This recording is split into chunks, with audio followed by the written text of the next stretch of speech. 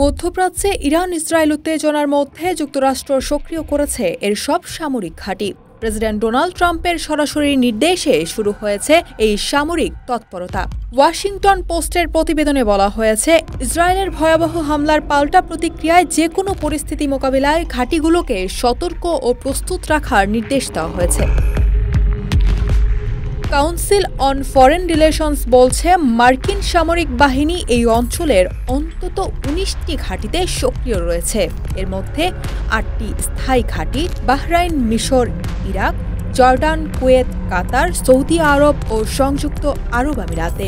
এছাড়া ইরানের বিরুদ্ধে পাল্টা হামলার প্রস্তুতি হিসেবে ইউএসএস থমাস হান্ডার সহ ব্যালিস্টিক ক্ষেপণাস্ত্র প্রতিরোধে সক্ষম যুদ্ধজাহাজ পশ্চিম ভূমধ্যসাগর থেকে পূর্ব দিকে রওনা দিয়েছে। আরেকটি ধ্বংসকারী জাহাজকেও জরুরি প্রস্তুতির নির্দেশ দেওয়া হয়েছে। এদিকে বিমান ঘাঁটিগুলোতেও জোরদার করা হয়েছে নিরাপত্তা ব্যবস্থা। তবে সব তথ্য এখনও আনুষ্ঠানিকভাবে প্রকাশ করা হয়নি, কারণ এগুলো চলমান সামরিক অভিযানের অংশ বলে জানিয়েছে পেন্টাগন ঘনিষ্ঠ সূত্র। পারস্য উপসাগরের প্রবেশদ্বার ও হরমুজ প্রণালী ঘিরে বাড়ছে সামরিক উত্তেজনা। এই অবস্থান মধ্যপ্রাচ্যে বড় ধরনের সংঘাতের আশঙ্কা আরও জোরালো করছে। যুক্তরাষ্ট্রের সক্রিয় ঘাঁটিগুলো এখন নজরে পুরো বিশ্বের।